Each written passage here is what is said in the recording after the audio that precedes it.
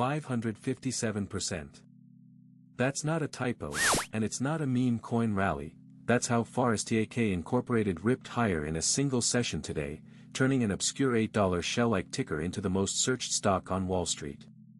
Coming up, why the S&P 500 is barely breathing green while the Nasdaq bleeds red, which senator just dumped 3 financial and industrial names on the same day, and the economic data quietly reshaping the Fed's next move.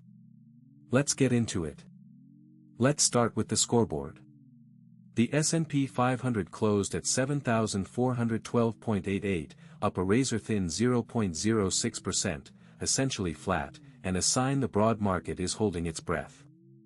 The Dow Jones Industrial Average was the day's standout, gaining 0.46% to close at 51,947.25, powered by defensive and value rotation. The Nasdaq Composite told a completely different story, sliding 0.64% to 24,975.82, dragged down by weakness in growth and communication names. Meanwhile, the VIX, our fear gauge, actually fell 0.64% to 18.58, a low, calm reading even as the Nasdaq slipped, which tells us this was orderly rotation, not panic selling.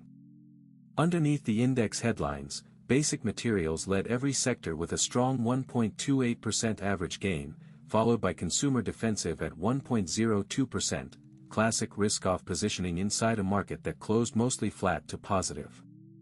On the losing side, consumer cyclical dropped 1.01%, energy fell 0.37%, and communication services slipped 0.34%. And sentiment? The CNN Fear and Greed Index sits at 39, squarely in fear territory, even with the Dow and S&P both positive on the day. That disconnect between calm price action and nervous sentiment is exactly the tension we're unpacking in today's recap. Story number 1, STAK Incorporated, ticker STAK, exploded 557.42% today, rocketing to $8.678 a share, an intraday gain of $7.358 per share. The catalyst traces back to a string of press releases from weeks ago, one from June 8 teasing "AI-ready distributed power solutions" through a proposed U.S. subsidiary, and another from June 2 announcing an accelerated push into new energy vehicles with an expanding intellectual property portfolio. None of that news is from today, and that's the real story here. This move is being driven by thin float and speculative retail momentum, not a fresh fundamental catalyst. When a stock adds over 500% on recycled, weeks-old headlines, it tells you momentum money is chasing anything with the words AI or energy attached to it. For investors, this is a textbook cautionary tale. Chasing green candles after a 557% day is a lottery ticket, not an investment thesis, and these thin float spikes have a well-documented habit of round-tripping just as fast as they went up. Story number 2 ties directly into that basic materials strength we just flagged in the sector data. Cleveland-Cliffs, ticker CLF, was upgraded to buy from hold at GLJ Research today, with a price target of $15.60 against a price of $11.9201 when the call was posted, implying nearly 31% upside. This isn't happening in a vacuum. With basic materials up 1.28% as the day's best-performing sector, the CLF upgrade is a confirmation signal, not an isolated outlier. Steel and materials names appear to be catching a genuine bid as investors rotate out of richly valued growth and cyclical retail names and into cheaper, domestically levered industrials. If you're tracking sector rotation heading into next week, this pairing, sector leadership plus an analyst upgrade on the same day, is exactly the kind of confirmation pattern worth watching for follow-through. Story number 3 is the macro data that explains today's index divergence better than any single headline. The S&P Global Composite PMI for July came in at 53.6, blowing past both the prior reading of 51.9 and the estimate of 52.3. Services PMI printed 53.6 versus an estimated 51.5, while manufacturing PMI came in at 53.8, just shy of the 54.3 estimate but still solidly in expansionary territory above 50. New home sales also beat expectations, printing 628,000 annualized units versus 610,000 expected, and up from 618,000 previously. On paper, that is unambiguously a strong economy. But strong PMI and housing data raise the odds the Federal Reserve stays cautious on cutting rates, and that is exactly why growth-heavy, rate-sensitive Nasdaq names sold off 0.64% today while the more defensive, value-tilted Dow rallied 0.46%. Strong data is good news for the economy, but it's a headwind for the exact multiple-sensitive names that have been driving this market's leadership all year. Turning to Capitol Hill, Senator Alan Armstrong disclosed a batch of sales dated March 27 but only reported on July 21, nearly 4 months later, right at the disclosure deadline.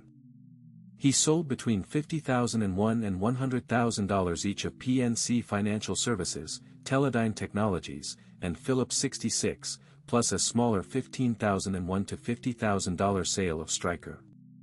That's broad de-risking across financials, industrials, energy, and healthcare all on the same transaction date, worth watching for a pattern, not just a single trade. On the House side, Representative William Timmons bought between $50,001 and $100,000 of Space Exploration Technologies, ticker SPCX, on June 15, disclosed July 20.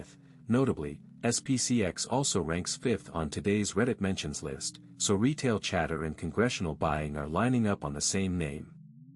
On the insider side, the standout is a cluster buy at FSBC, where director and 10% owner Larry Eugene Albaugh purchased $4.25 million across 2 transactions on July 22. That's flagged in our data as an official cluster buy, the highest conviction insider signal we track. John Pasquesi separately bought $1.77 million of CLIR on the same day, and Blackstone's private multi-asset credit and income fund bought $15 million in a separate position on July 23. On the other side of the ledger, a 10% owner at VSXY sold $25.7 million on July 22, the single largest transaction in today's entire dataset, in either direction, and worth flagging as a real outflow. On earnings, nothing reported domestically today, a quiet pocket before next week's calendar fills in. But look overseas, Samsung Electronics reports July 30, with EPS modeled near 11,123 won on revenue near 170.9 trillion won.